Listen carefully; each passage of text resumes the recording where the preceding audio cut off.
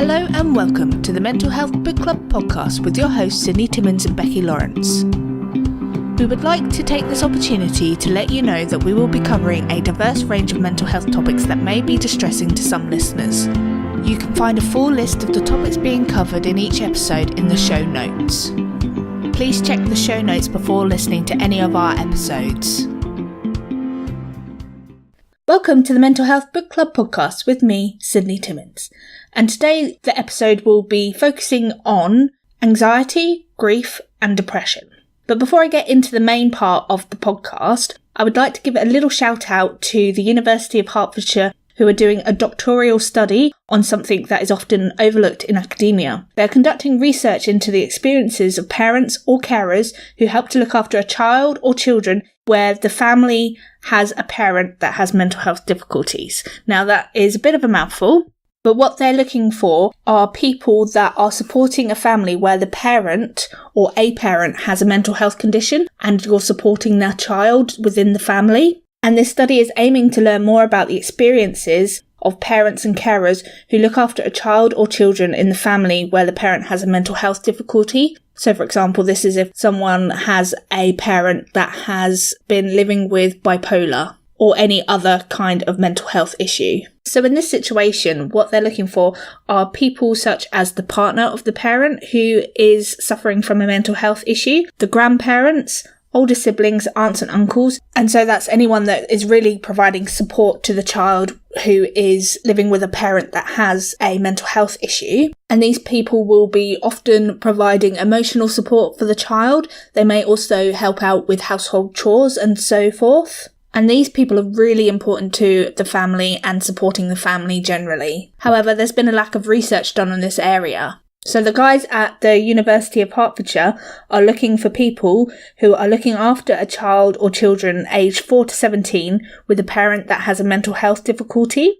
So this could be officially diagnosed or it could not be. So it doesn't really matter if it's diagnosed or not. Participants are expected or should be willing to take part in an interview with the researcher to talk about your experiences. And what will happen is that it will go into the larger study for the researchers to find out more about how your support is impacting the family and yourself. If you are willing to help out in this research, you will be asked to take part in an hour-long interview, and this interview and its location is generally flexible depending on your individual needs. And if you are nowhere near Hertfordshire, they can do the interview via Skype with you. So if there's anyone out there that's listening to this podcast and you think that you fit this criteria and you would like to find out more about how you can get involved with this research, all you need to do is send an email to r.bishop@hearts.ac.uk, or you can tweet at BeccaJBG. I will put all of this in the show notes for you so that if you are interested and would like to participate, you can easily find the information. I think that this piece of research will be invaluable to those that are looking after or helping out a family who has mental health issues ongoing. And you telling them your own personal experiences can help with them supporting other people who find themselves in the situation as well as yourself. So that was just a little bit of a shout out to this research study being conducted at the University of Hertfordshire by Becca. So good luck, Becca, in your recruitment of participants. So let's get cracking and jump right into anxiety, grief and depression. So the reason why I'm doing this is because of our last book that we read, which was Anxiety Girl Falls Again. And Aidan, one of the key characters, was suffering from grief and anxiety as a result of the loss of his wife. So as I started researching this podcast, a little mixed up and confused with the definitions of grief and bereavement because they seem to be used interchangeably. So I thought I'd start off by giving you some definitions. As always, all of the information that I've collected and will be talking about today will be all available to you in the show notes. So the definition of grief, and this is taken from dictionary.com. So grief is a keen mental suffering or distress over affliction or loss, sharp sorrow and painful regret. It is also a cause or occasion of keen distress or sorrow. Bereavement is defined as a period of mourning after a loss, especially after the death of a loved one. So for example, a widow had many visitors during her bereavement. A state of intense grief, as after the loss of a loved one. And deprivation or loss by force. So, for example, the hurricane left a trail of bereavement of ordinary people. So both of the definitions are talking about there being some kind of pain and sorrow and discomfort as associated with some kind of loss or distress. During this podcast, I may use those interchangeably depending on where I got the research from. So just be aware that I'm talking about the pain and the loss of a person or something, and we'll go into more details about that in a bit. So what actually is grief? Grief is a natural response to death and loss. And during grief, what happens is that people will spend some time mourning the loss of what has happened, eventually leading to that person feeling better about the situation, not completely, I wouldn't say cured, but not completely satisfied, but at least being able to experience a situation without feeling the pain of grief. It is thought that each year about 5% to 9% of the population will lose a close family member.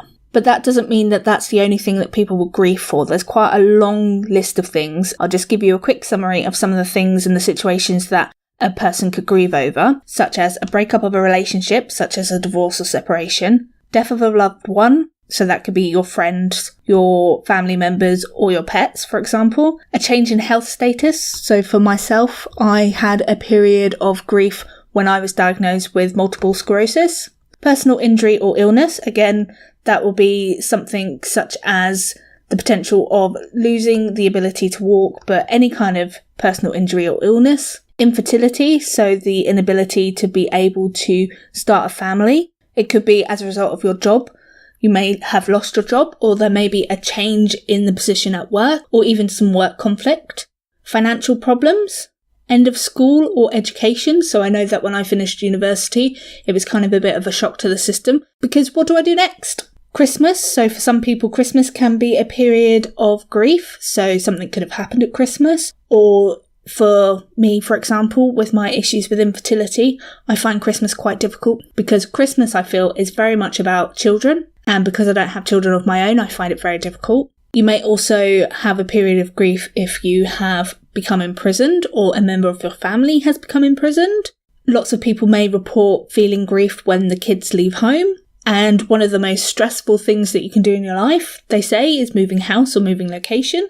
And that can also be considered a period of grief as a result of those. So grief in terms of death, you'll find that when you lose someone close to you, it can be very emotional and very devastating. You might find that you experience a range of physical and emotional symptoms, and that those take quite a lot of time to come to terms with when you are dealing with the loss of someone that has been close to you. But grief can be influenced by a variety of factors, and that includes the strength of the attachment to the person that you've lost. So if the person that has passed away was a central person in that individual's life, so for example, a parent, you may find that coming to terms with that particular loss takes a lot longer than, say, a distant relative. Grief can also be influenced by your upbringing and your beliefs, your religion, and your age. And it's important not to discount at this point also your physical and mental health, which can all contribute to how you respond to grief. And as myself and Becky discussed in the book,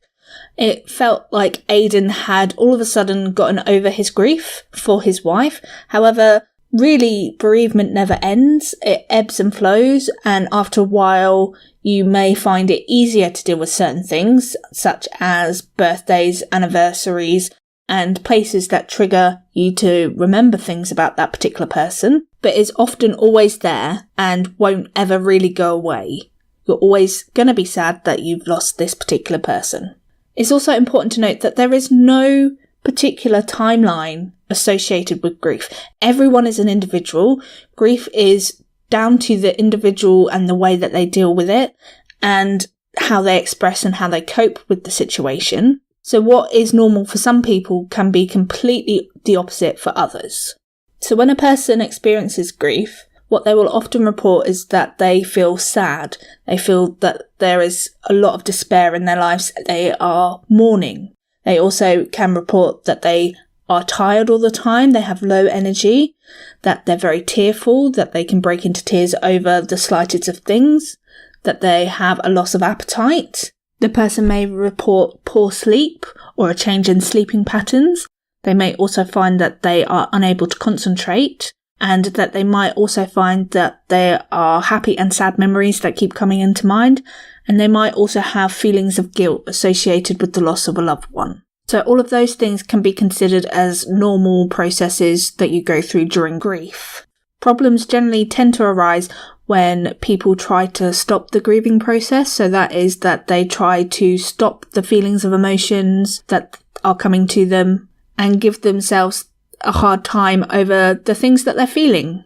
It's also important to realise that there are going to be some days that are better than others whilst going through the grieving process generally. And you shouldn't beat yourself up over the fact that it's not a linear process. It's just the way that mental health goes, is that sometimes it's going to be better than others. So as we saw with Aidan in Anxiety Girl Falls Again, really his grief process was not necessarily getting into the part where you need to start worrying, but there are often things that you can start to see that will make you think, hang on a minute, I need to get some help.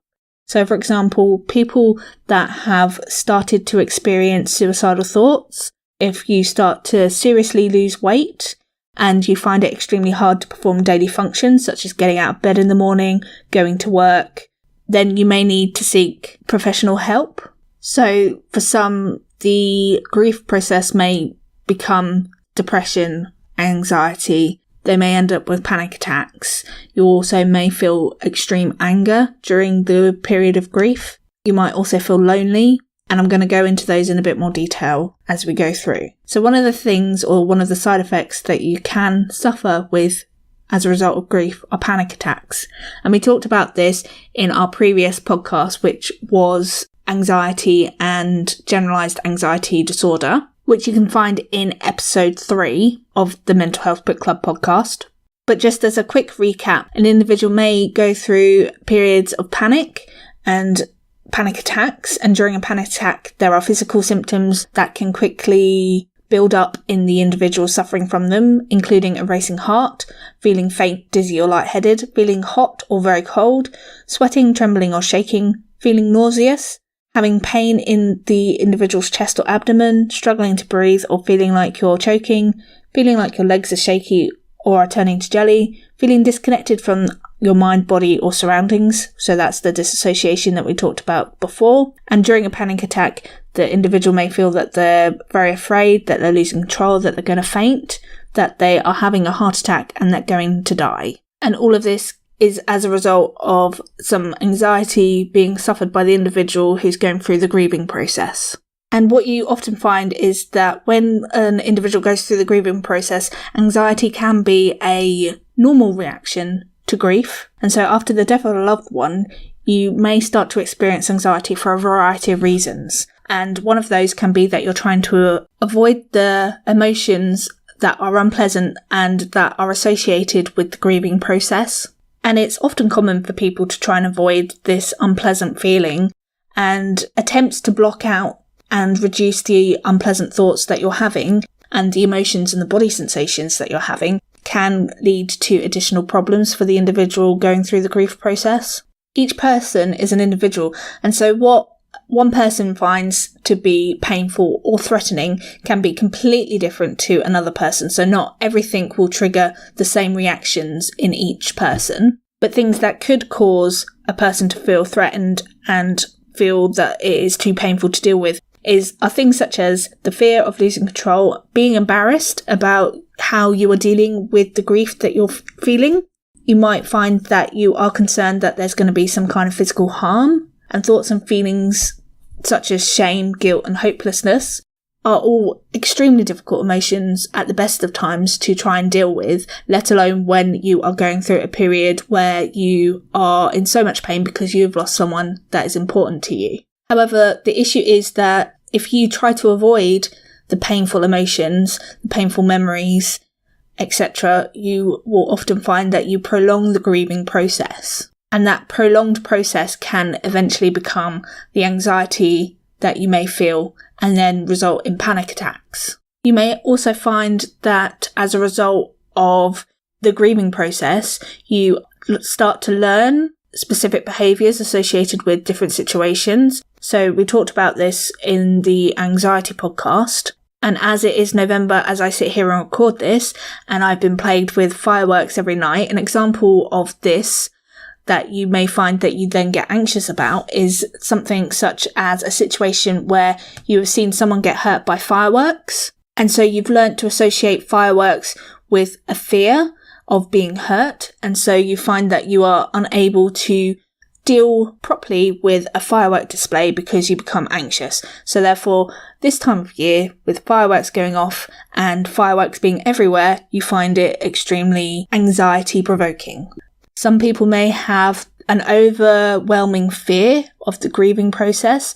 Maybe in the past there has again been some kind of experience that will be supporting this thought that you can't deal with grief appropriately. Therefore, you're going to fear the process of going through grief. As a result of a bereavement, you may now have had your thoughts and beliefs challenged. So, for example, there is something called unrealistic optimism or optimistic bias. And I did quite a lot of this stuff in my research. But it is a concept where the individual will overestimate the likelihood of good things to happen to them and underestimate the likelihood of bad things happening to them. So, for example, if a close family member has been diagnosed with cancer and unfortunately passes away as a result of the cancer, you may have your views challenged. You now can see that there is a possibility that you will end up knowing someone with cancer or even developing cancer yourself in the future, and therefore this can cause anxiety around certain situations. Feelings of anxiety arise as a result of 3 factors. One of those is probability overestimation.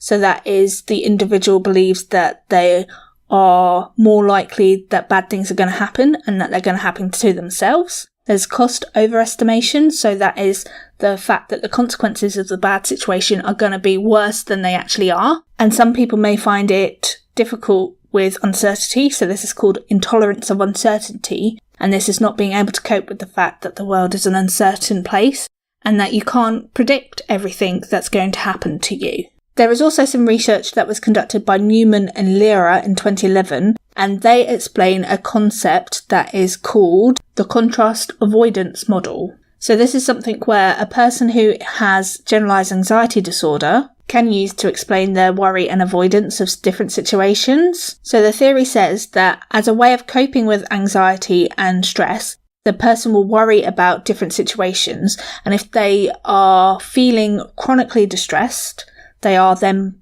prepared for the worst outcome, rather than the other way around. So, for example, if they're always hoping for the best, then they will be extremely upset when the best doesn't happen for them. So the individual with generalized anxiety disorder will be constantly worrying about everything, and it will be a positive when the outcome is not what happens.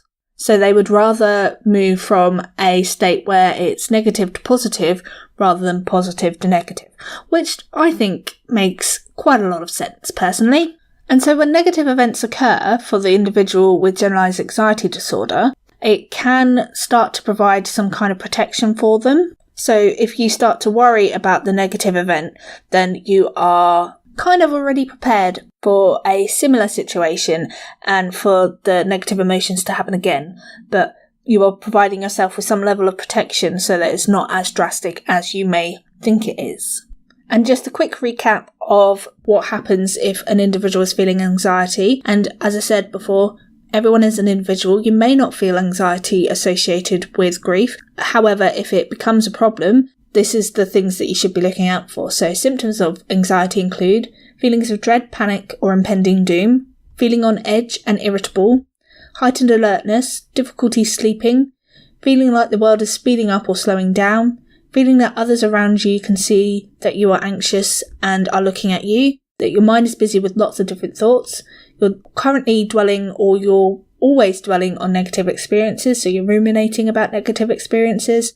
There are changes in appetite, you may feel numb, there's difficulties in concentrating, there's also depersonalization and disassociation, which is the detachment from yourself, and you might also find that you want to escape from the situation that you are currently in. You might also experience physical symptoms associated with anxiety, and those are sweating, nausea, heavy and fast breathing, hot flushes or blushing, a dry mouth, tense muscles and headaches, shaking, hair loss, pins and needles, difficulty sleeping, stomach churning sensations, fast heartbeat, panic attacks, dizziness and fainting, and may even suffer with irritable bowel syndrome. And what you might have already noticed is that some of the symptoms associated with anxiety are some of the things that people experience or report they experienced when they're going through the grieving process.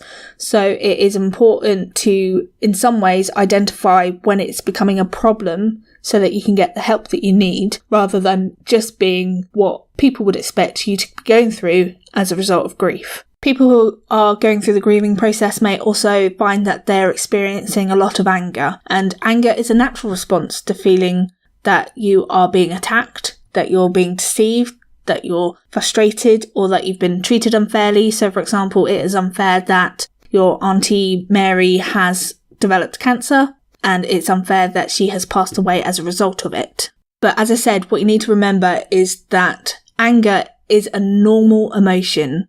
And so this has taken me quite a lot of time to realise that actually anger is, or can be, a positive. It's not a bad emotion. And it can in fact be useful because it can help us to identify problems or things that are hurting us. It can provide us with motivation to change a situation. And it can also help us defend ourselves in dangerous situations by giving us that burst of energy that we need to get ourselves to do something. And it's perfectly normal to feel anger as a result of going through the grieving process, particularly if the death was unjustified. So, for example, someone's been killed in a car accident, or someone has had their life taken away from them prematurely by someone else. Anger can be considered completely natural in this particular situation. However, the issue is that anger can become a problem when it starts to harm the people around you. So if you are, as a result of grief, if you are regularly expressing your anger in an unhelpful way and participating in destructive behaviour, then your anger is starting to get into the more problem area. And if your anger is having a negative impact on your overall mental and physical health, then anger is getting to the point where it's becoming a problem for you. So if your behaviour is starting to feel like a burden for those around you and that you are not happy with the way that you're dealing with anger, then it may be at this point that you need to start thinking about ways that you can manage that anger and to look for support online. And I'll put some links about how to find help for anger in the show notes. So if you are in the grieving process and you start to notice that there are some issues with the way that you're dealing with anger, think about the way that you are expressing your anger. So, for example, people will show their anger in different ways depending on how they've learned how to deal with it during their life. And some unhelpful ways which anger can be expressed are, for example, outward aggression and violence. Now, for me, I know this is the way I experience anger. I get quite angry and it's visible. People can see that I'm angry. And that's the way I learnt how to deal with anger. So, for example, an outward aggression and violence, that coming out in behaviour are things such as shouting, swearing, slamming doors, hitting or throwing things and being physically violent or verbally abusive and threatening towards others. There's also inward aggression, which others are unlikely to notice, but you will know what's going on because it's basically where you are turning your anger inwards and you basically tell yourself off, that you begin to hate yourself, that you are denying yourself basic needs such as food or things that make you feel happy. You also may turn to self-harm as a way to deal with anger. So I also self-harmed, and it was as a response to an overwhelming emotion associated with anger. And although you're not necessarily hurting others around you, you are hurting yourself. And at this point, you really need to think about how you can get some help for your self-harm. You may also find that you express anger in a non-violent or passive-aggressive way, such as ignoring people or refusing to speak to them and refusing to do tasks, or deliberately doing things poorly, doing them late, or at the last possible minute, and being sarcastic or sulky while not saying anything explicitly aggressive or angry, but everyone around you knows that you're angry and that there's something up. And whilst the outward aggressive behaviour will be the most destructive for people around you, equally the other forms of expressing anger can be extremely difficult to manage, and that there are definitely ways that you can deal with how to express your anger in a much more positive way. Also, what you need to remember is that during the grieving process, if you are having issues with anger and those are prolonged issues, so they last longer than you would expect them to last, then they will potentially have an impact upon your own mental health and will either exacerbate existing problems by making them worse, or they can start to make you feel unable to manage your own feelings and they may cause you stress. You may also have lowering self-esteem, and that can lead to anxiety, depression, eating problems, self-harm, sleep problems, and alcohol and substance misuse. And so, again, that's another point where something needs to happen to support you so that you can get over this particular difficult period in your life. But remember, anger is a normal part of the grieving process. Some people will report suicidal thoughts during their grieving process. And again, everyone experiences this different and the reasons for this are unique to them. However, it's as a result of a death of a loved one and bereavement, you feel that you're unable to cope and continue with life. And you feel unable to cope with the emotions that you are experiencing during the grieving process. And if these feelings continue to last over a period of time, then the level of suicidal thoughts that you could be experiencing will generally increase. And like I said, with the issues and associations with grief, there are going to be days that are better than others. So if when you are in the grieving process, you start to feel these things, then you need to start thinking about getting, again, some help, reaching out to friends and family, talk to someone who is supportive. But if you start to feel like you are feeling hopeless and that there's no point in living, you're constantly tearful and overwhelmed by negative thoughts, you are in unbearable pain that you can't imagine ending anytime soon, you feel useless, unwanted or unneeded by others, you feel desperate, like you have no other choice, you think that everyone would be better off without you, and that you feel cut off from your body and physically numb, you may find that this is the time to go and speak to someone about what you're feeling. There are also some other experiences associated with thoughts of suicide. Again, some of these are similar to what I've talked about people report in the grieving process. So that is poor sleep and waking early, changes in appetite, weight gain or loss, no desire to take care of yourself, so neglecting yourself and your physical appearance. So again, at this point, this is when things are starting to get worse. You want to avoid others, and you also have self-loathing and low self-esteem and urges to self-harm. All of those will contribute to suicidal feelings, and again, get help. People will also, as part of the grieving process, people will also report feelings of loneliness. And so this is different from you just being alone. That's not usually a problem for individuals. It's fine for you to be on your own and be comfortable with it. But this is more to do with the fact that as a result of a loss of a partner or of a close friend, you now feel that you don't see or talk to anyone that often. And even though you are surrounded by people that have come to you as part of the bereavement process and the time of mourning, you don't necessarily feel understood or cared for by them. And so figuring out which one of those is the problem will definitely help you to identify how to deal with the loneliness that you're feeling as part of grief. So for example, you can start to make new connections.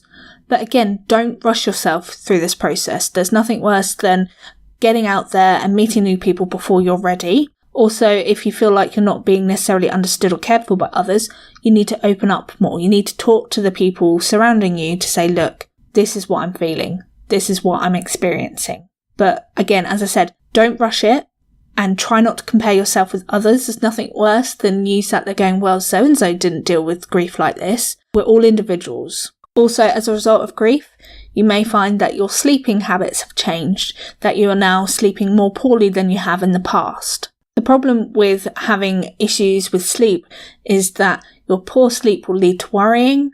Your worrying then leads to even worse sleep. And then you start to worry about sleep and your mind starts to fight itself and you end up kind of in this cycle of not being able to go to sleep because of everything that's happening inside your head. You may also find that as you're trying to go to sleep, all you end up doing is thinking about different memories associated with the person that you have lost. And that can be extremely distressing, but a lack of sleep can have additional consequences. So for example, if you find that you are having additional issues associated with negative thoughts, depression or anxiety, you feel that you are becoming irrational, you're feeling lonely and isolated, you obviously constantly feel tired. As a result of the poor sleep, you may not want to go out and be sociable, see friends and experience life as you had before. And you need probably some support from friends and family at this point. You are going through a process of sadness and pain. And so really sleeping problems can make the process even worse for you. But there are some things that you can do to help yourself get to sleep. Those include making sure that you continue to maintain your sleep routine. So if you brush your teeth and you put on moisturiser and all of those kind of things before bed, continue to do those because that will help you get back into this rhythm that you're used to. It sounds hard, but try and relax before you go to bed. Spend a section of time going, right, I'm going to spend 20 minutes thinking about this person before I go to sleep. And then after that, I'm going to spend some time doing something that will try and take my mind off of thinking about them so that I can get to sleep. Also make sure that the area that you are sleeping is comfortable. Keep a sleep diary. So if these memories keep popping up, start to write them down. There's nothing worse than ruminating on memories that you can't now change if they're bad memories. However, if they're good memories, then why not have a record of them? It would be quite nice to remind yourself at a later date. One of the suggestions that I found is try to resolve the stress or worry. However, if you are going through the grieving process, this is not necessarily going to be the most helpful of suggestions.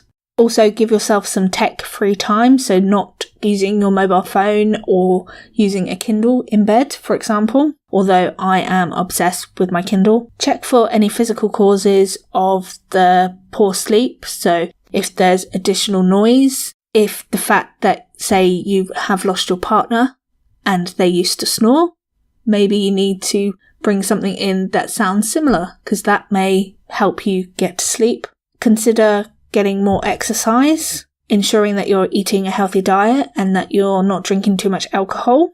If it gets to the point where it's extremely difficult for you to get to sleep and you're finding that you are just not sleeping because there's too much going on in your head, you may want to consider medication, but it's not often advised to use medication. I know that I've said in the past that I do, but it's not for everyone. And recently, for the last 2 weeks, I have been trying to reduce the amount of medication I take to sleep, and it's getting better, so thumbs up. Also, ask about other treatment options. So, for example, a friend of mine gave me some relaxing, smelly spray stuff that is meant to help you relax before you go to sleep. So there's different options that you can try. But if it starts to get to the point where you just feel that you're not sleeping at all and it's impacting your life, then you need to think about going and getting some additional help for your sleeping problems. The problem also associated with the grieving process is that sometimes it can be mistaken for depression. However, because of grief, you may actually start to suffer from depression. So it's important that you know the differences between what is normal part of grief and what has gone over to depression. And it is completely natural for you to feel pain when you lose someone close to you. And it's only when this grief starts to take over your life that it's probably moved on to depression. So if you start to feel hopeless, helpless and worthless, then that's probably the time when you need to speak to a doctor about the way that you're feeling. So by talking to your doctor, you can try and identify whether it is just what is part of normal grief or whether it has moved into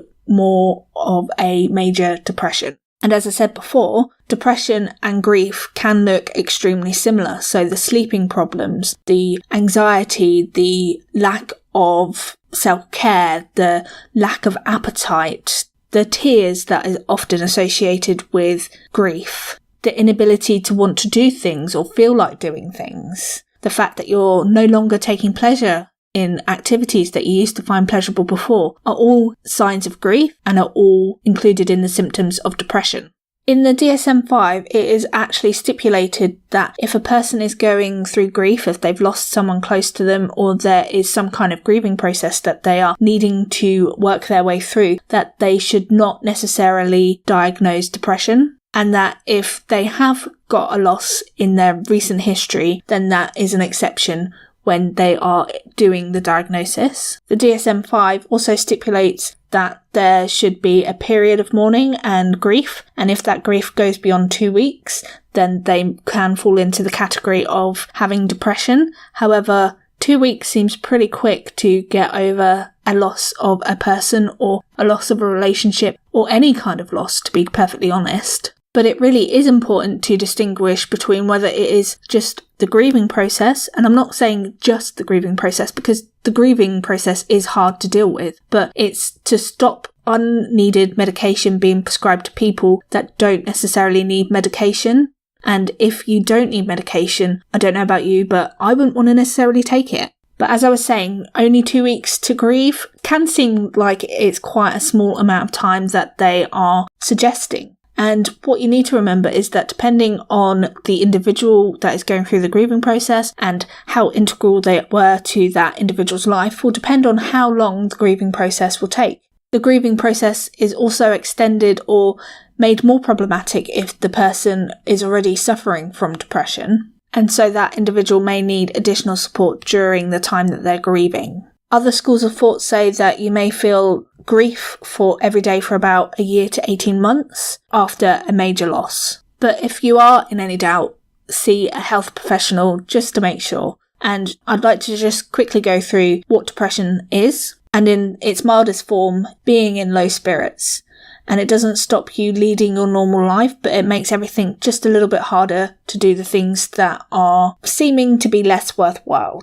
In contrast, at its most severe, depression can be life-threatening because it can make you feel suicidal and like you just want to give up and that you do not want to continue with your life. So, if you are experiencing major depression, these are the symptoms to look out for, so that you are feeling worthless, you have exaggerated guilt, you are having suicidal thoughts, you have low self-esteem, you feel powerless, so in day-to-day activity, you feel helpless. You also feel highly agitated.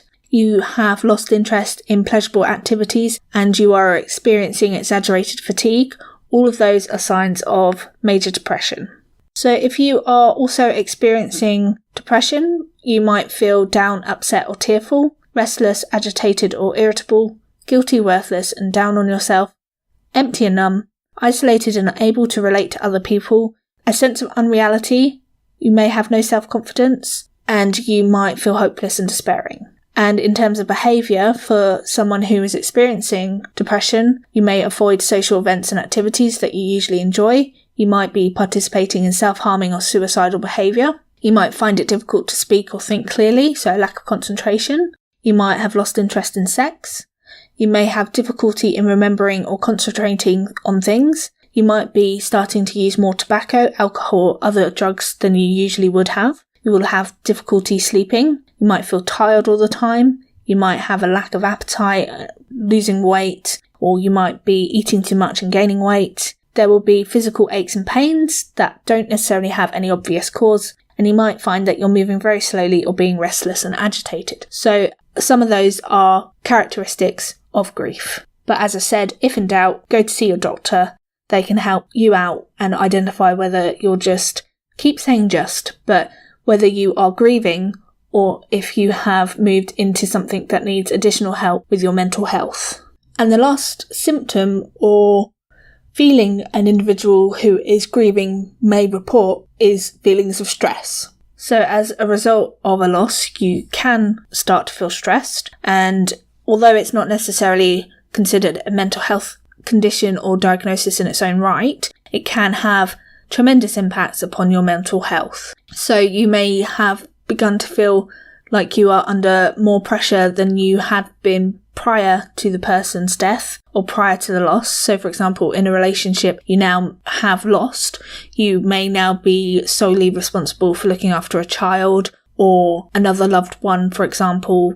And stress is perfectly normal to feel. but it's that overwhelming sensation and overwhelming feelings associated with stress that will start to cause the problems. And so what you need to think about is that if you are experiencing stress and you already have a mental health condition, like I said before, grief can be exacerbated by a mental health condition that is pre-existing, and as a part of that, stress on top of the grieving process and that experience can all impact your current mental health status. It may start to cause you some anxiety or even develop into depression. Stress can also have a physical effect upon the body, so if you are experiencing some stress as a result of grief, you may start to feel irritable, aggressive, impatient and wound up, overburdened, anxious, nervous or afraid. Your thoughts are racing, you're unable to enjoy yourself, you're depressed, you're uninterested in life, you feel like you've lost your sense of humour. There is a constant sense of dread. You're worried about your health. You're worried about the health of others. You are potentially feeling neglected or lonely. All of those, again, associated in part with grief. But if they start to become an issue, then they can cause additional mental health problems. And stress can have certain indicators by the way that you behave, and also it can affect your body in a physical way. But for behaviour, you might find it hard to make decisions. You might avoid situations that you find troubling. You might end up snapping at people, so this is where the anger comes in. You might end up biting your nails and picking at your skin, so anxiety. You will be unable to concentrate, which again, you're probably unable to concentrate if you are grieving for someone. You have changes in your appetite, so eating too much or eating too little. You might start to increase your use of smoking, alcohol and other drugs. You will find that you are restless, and you might also feel tearful and like crying on a constant basis. The physical symptoms that you may find include shallow breathing or hyperventilating, panic attacks, as we discussed before, blurred eyesight or sore eyes, problems getting to sleep, so insomnia, problems associated with sex, such as losing interest or inability to enjoy sex, that you're tired all the time, that you end up grinding your teeth or clenching your jaw. You may find that you have increased headaches, chest pains, your blood pressure may have increased. You may find that you are suffering from indigestion and heartburn. You might find that your bowels are having issues, so you either have constipation or diarrhea. And you might also feel nauseous, dizzy, or like you're going to faint. And again, if those start to become an issue for you, so that they are there for a prolonged period of time and they are making it difficult for you to continue your day-to-day life, you need to think about getting some support for your mental health. There's been plenty of research done on how people grieve, and there are several models associated with grief, and I thought I would go through two of the main ones. There's the 5 stages of grief model, which include denial, anger, bargaining, depression and acceptance, which I think is the one that's probably the most recognisable and is spoken about the most. And those 5 things make up the framework of how an individual starts to learn to live with a loved one that they have lost, or with a loss of something else. The model acts as a framework and as a way for you to identify how you're feeling and how the grief process usually happens with an individual, so that you don't necessarily feel like you are abnormal. And although there is a specific order that I listed those in, people will find that they go through these in a different order. They may jump back, they may jump forward. It's not necessarily a straight linear process that may be suggested by some of these grief models. And so the whole idea is that as a result of this model, that we are then better able to cope and deal with the grieving process. So the first is denial. And this stage is thought to help us survive the loss of what is happening in our lives at that point. And because the world has become meaningless and overwhelming and life makes no sense when we're in this stage, we tend to feel very shocked, and that's when we feel the denial. At this point, people may find it extremely difficult to identify how they're going to continue with their life as a result of the loss that they are experiencing. You question whether you can continue, should you continue, can you continue? But this initial stage is really all about the initial survival of the loss that you are experiencing. You are often feeling extremely numb during this phase, and it's nature's way of allowing you to cope with what you can cope with at the time that you're experiencing. So it's a way of nature allowing you to take in as much as you can deal with at the time that this is happening. And as you start to ask yourself questions and you are processing what has actually happened and you are beginning to realise that this has happened, then you are starting to move into the next phases and you're dealing and coping with grief. However, at this point, other feelings that you have been potentially suppressing will come out and you may start to feel things such as anger and extreme sadness. So the next stage within the 5-stage model is anger. And it is thought to be a necessary stage in the healing process. And although it may feel endless and all-consuming, and that anger is directed at everyone around you, so that's friends, doctors, family, yourself, the person who has died, potentially even God, what is really underlying the anger is your feelings of pain, and it is perfectly fine to feel anger during the grieving process. And it starts you having some kind of structure associated with the way that you're feeling as you move out of the denial phase. And the reason why you feel anger is because it shows just how much you loved the person that died, and you are just angry at the world. So the next stage is bargaining, and during this stage, particularly before the loss, it may seem that you bargain with everything and anything to ensure that the loss doesn't happen. And bargaining takes place after the loss, because perhaps if we do something in a particular way, then life can go back to what it was before. So people generally get lost in the what-if statements and the if-only statements. So if only we had found it earlier, if only we didn't let them go out on their motorcycle. And all of that then starts to lead us to feel guilty about the situation we find ourselves in. Because we start to blame ourselves that perhaps we could have done something differently in this situation. We may also find that we are bargaining to try and make the pain go away. But again, what you need to realise is that it's not a linear process, and that you may find that instead of this lasting for years or months, or each of these sections lasting years and months, it may be a matter of minutes, because they are in these stages as a response to feelings at a particular time. Then there is depression. So after bargaining, our attention moves away from the present and we start to feel the real pain associated with grief. And it often feels like you will always, or this will always be the case. You will always feel this way. You will always feel so sad, but it will resolve. And people need to keep that in mind, even though at the time you are full of despair. It's just a part of the grieving process. And so this is where there is this issue associated with what is grief and what is depression. And if it is a period of grief, then it's not usually an issue associated with mental health. When you're in this stage, perhaps it would help if you sit there and go, is this actually a depressing situation? And of course it is. You've lost someone that meant a lot to you. And it's usual to feel like that you want to withdraw from everyone and everything. Because it is sad and it is difficult when you start to realise that the individual that you loved isn't coming back and isn't around anymore. And you can't just pick up the phone and have a chat. And that leads us on to the final of the 5-stage model, which is acceptance. And often this is wrongly associated with the fact that you are starting to feel okay and it's all going to be all right in this situation. However, that's not necessarily the case. Grief never really goes away, but we can get to the point where we are more accepting of reality. This is the way it is. No matter what I do, no matter what I say, the person is not coming back. And that this new reality is now permanent. We learn to live with the situation.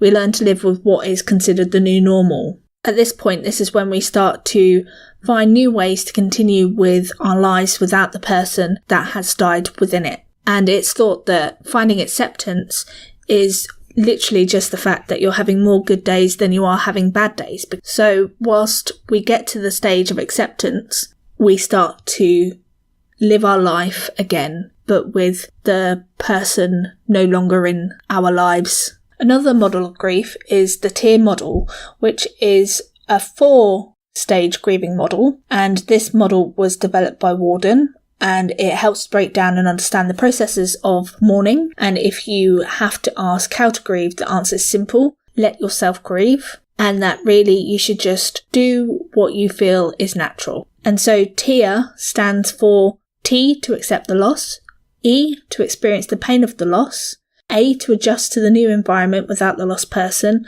and R, to reinvest in a new reality or relationship, or find an enduring connection with the deceased while embarking on a new life. So starting with the T, which is to accept the loss, again it's similar to the acceptance part of the previous model, and it says that the first step in dealing with grief is to accept that this is reality. And you can do this by telling people your story or telling someone else your story. So you need to find a safe, positive and non-judgmental environment where you can process what has happened. And this can be done on your own or with a professional or a trusted loved one, but it's all about accepting that a loss has occurred and that you are going to go through the grieving process. E is the experience, the pain of the loss. And so this is really getting to grips with the pain and the sadness associated with losing a loved one.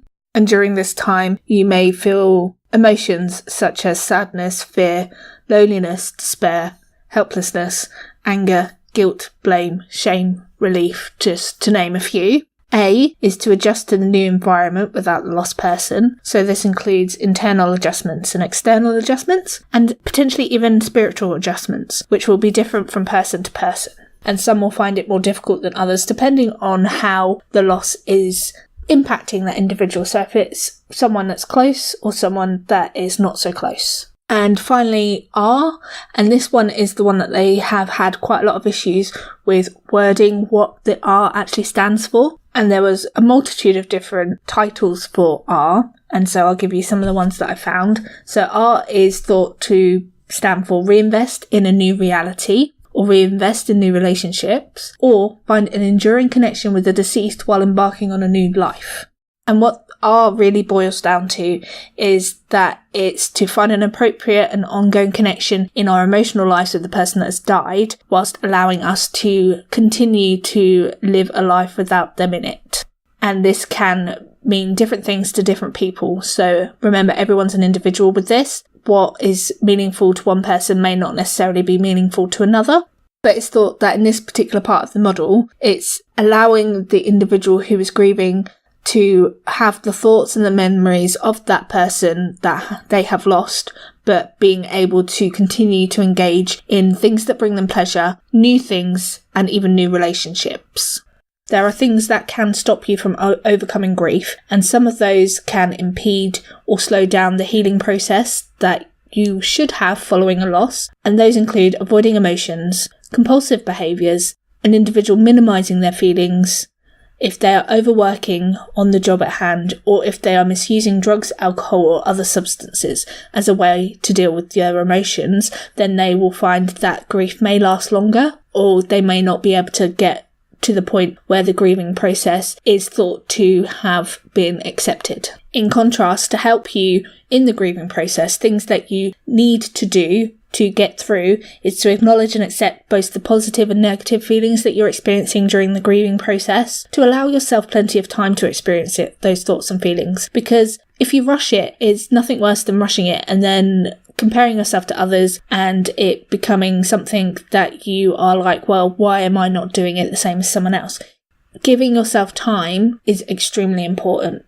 Other things that can help include confiding in people that you trust about the loss, and also to openly express the feelings. And you can do that by talking to people or writing in a journal or a blog or anything that just allows you to express the way that you're feeling at the time. And whilst doing this research, there was something that I came across that I thought was extremely interesting. And it's a concept that is known as the prolonged grief or the new grief. And so this is as a result of medical advances. So for example, if you are grieving because you have been diagnosed with cancer, now that is not necessarily a death sentence, which now means that people are living longer because there are ways that they can manage the disease. And so the likelihood that the individual with cancer is going to die is there. However, it can last over several years before that individual actually passes away. And during this time, there is the opportunity for things to be put into order. So, for example, you can resolve family issues during this time. You can choose how you're going to live with the remaining time. So quite a lot of people that you might have seen out there are going off and travelling instead of going through treatment. There's this ability to, in some ways, plan what's going to happen as a result of your death. And therefore, this is called the new grief, because it's going to differ completely to that of a sudden death, where there are lots of loose ends that are left by the person who has passed away. There's this shock associated with a sudden death. And if there was any kind of estrangement between family members, so for example, if it's a death of a parent and the individual hasn't spoken to that parent for years because there's been some kind of disagreement, then that's going to have a higher impact associated with guilt than, say, the prolonged grief, where you can fix those problems before the inevitable happens. The final bit that I'd like to discuss briefly with you guys is grieving when you have children in the situation. And in some ways, having children around whilst you are trying to grieve can cause some issues. And conversely, it can be extremely helpful for their emotional development. So it's really up to you as to what you want to show in terms of your feelings towards your children and about the situation. So, for example, it may be a good thing that you hide your feelings if you're going through the loss of a relationship, and as a result of that, you're angry at the other partner within the relationship for the separation and the pain that it's causing, and therefore you don't necessarily want to get angry at that person in front of your children. And during the time of a separation, that you reassure the child that it isn't their fault, because what you'll find is that they will blame themselves and that they will feel guilty about the entire situation. They will be, again, in some ways grieving similarly to what we've discussed, asking, well, what if I was better? What if I did this? What if I did that? Try and keep the routine as normal as possible and tell them what is actually happening so that they're less confused by everything. In some ways, keeping them in the dark about what is going on will cause more problems than it solves. But if, for example, both parents are in a situation where they're grieving for the loss of a loved one, to help the child understand what grieving is later in life, it may be worthwhile letting them see your sadness and letting them understand that it's okay to feel sad and it's okay to cry. And during this time, it's also important because they're going through a period of loss as well, because they probably would know this person as well, but it's to pay attention to the child. And if they want to share their feelings with you and talk to you about the person that has been lost, they can do this, and also they can do this through drawing and games. And children need to feel that they're being listened to so that they can also properly grieve. And so try and include them in discussions and events if it feels right. So that was my whistle-stop tour of grief, anxiety and depression. There is plenty more information out there on the internet that you can go and find stuff about. I will include all of the references that I used to compile this podcast in the show notes, including some useful contacts for you if you are experiencing loss of a loved one or a loss situation where you are going through grief. Don't beat yourself up during the grieving process. It's natural, it's going to be difficult, and we all deal with it differently. And everyone in some way should expect some level of pain associated with loss, but have in the back of your head that it does get better. You don't necessarily want to forget the individual that you've lost, but over time that loss will be felt like less of a stab to the heart and more about you remembering the happy times you spent with that person. So next week we will be joined by Becky and we will be discussing My Heart and Other Black Holes as our book. And just another shout out to the research being conducted by the University of Hertfordshire. If you are able to help in any way, please get in contact with Becca, and I will include the information on how to contact her in my show notes. And finally, if you enjoyed this podcast, please help us out by heading over to wherever you get your podcasts from and giving us a 5-star review, following us on Facebook at Mental Health Book Club, going to our website at mentalhealthbookclub.com, and following us on Twitter with the Twitter handle at MHBC_podcast. We'll see you next time. Bye for now.